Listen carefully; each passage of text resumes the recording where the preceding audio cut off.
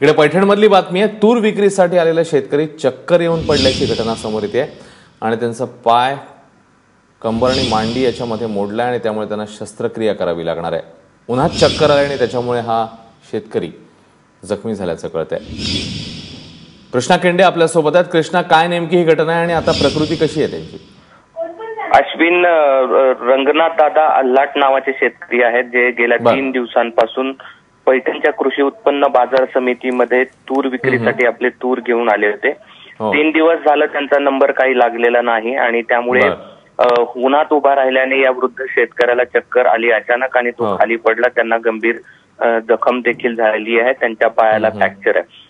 काल उशिरा त्यांना औरंगाबादच्या एका खाजगी रुग्णालयामध्ये दाखल करण्यात आलेला आहे आणि यातली विशेष बाब सांगायची झाली तर तूर विकून त्यांना 27,000 रुपये मिळाले असते, मात्र आता त्यांना एक ऑपरेशन करावं लागणार आहे आणि त्या ऑपरेशनचे खर्च 50,000पेक्षा अधिक आहे।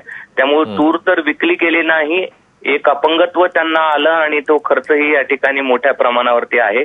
सातत्यानं गेल्या 3 दिवसांपासून पैठणच्या कृषी उत्पन्न बाजार समितीमध्ये मोठ्या प्रमाणावरती शेतकऱ्यांच्या रांगा आहेत तूर विक्रीसाठी, मात्र त्यांचा नंबर काही लागत नव्हता। काल रात्री उशिरा तूर खरेदी देखील बंद झालेली आहे, त्यामुळे मोठ्या प्रमाणावरती शेतकरी निराश झालेले आहेत आणि त्यातच अशी एक घटना घडलेली आहे ज्यामध्ये रंगनाथ दादा अल्हाट नावाचे एक वयोवृद्ध शेतकरी, त्यांना मात्र तूर तर विकली गेलीच नाही, मात्र जी दुखापत झाली आहे ती दुरुस्त करण्यासाठी तुरीपेक्षा अधिकचे पैसे लागणार आहेत आणि यामुळे तुरीची बाजार समितीमध्ये विक्री करताना कशी कसरत करावी लागते हे समोर येत आहे। अश्विन।